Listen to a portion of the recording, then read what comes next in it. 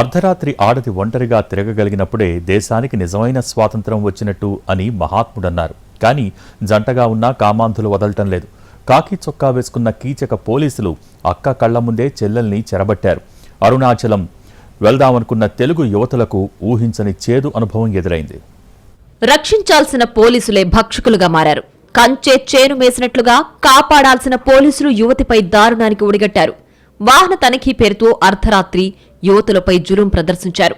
ఒంటిపై ఖాకీ చొక్కా ఉందని చెలరేగిపోయారు. అక్క కళ్ల ముందే చెల్లెలపై గ్యాంగ్ రేప్ చేశారు.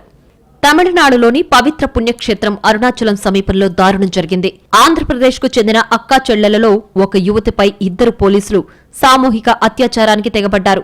అక్క కళ్ల ముందే చెల్లెలపై పాశవికంగా లైంగిక దాడి సాగించారు. సోమవారం ఇద్దరు యువతులు తిరువణ్ణామలైకి టొమాటో లోడ్తో వెళ్తున్న గూడ్స్ వాహనంలో ఎక్కారు. ఆ వాహనంలో అక్కా చెల్లెళ్లు, డ్రైవర్ మాత్రమే ఉన్నారు. వాహనం రాత్రికి ఎంథాల్ బైపాస్ రోడ్ వద్దకు చేరుకుంది. బైపాస్ పై పెట్రోలింగ్ లో ఉన్న తిరువణ్ణామలై ఈస్ట్ పోలీస్ స్టేషన్ కు చెందిన కానిస్టేబుళ్లు సురేష్ రాజ్, సుందర్ ఆ వాహనాన్ని ఆపారు. అనుమానం ఉందని చెప్పి యువతుల్ని వాహనం నుంచి కిందకు దింపారు. కాసేపు ప్రశ్నించిన తర్వాత చెల్లెలని బలవంతంగా సమీపంలోని పొదల్లోకి తీసుకెళ్లారు.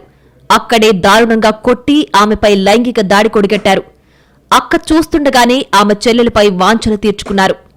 ఆ తర్వాత పోలీసులు బాధితురాలిని రోడ్డు పక్కన వదిలి పారిపోయారు. మంగళవారం ఉదయం రోధిస్తూ కనిపించిన అక్కా చెల్లెలను గమనించిన స్థానికులు అంబులెన్స్ లో తిరువణ్ణామలై ప్రభుత్వ ఆస్పత్రికి పంపించారు. విషయం తెలుసుకున్న జిల్లా ఎస్పీ హుటాహుటిన ఆస్పత్రికి చేరుకుని బాధితురాలి నుంచి వాంగ్మూలం తీసుకున్నారు.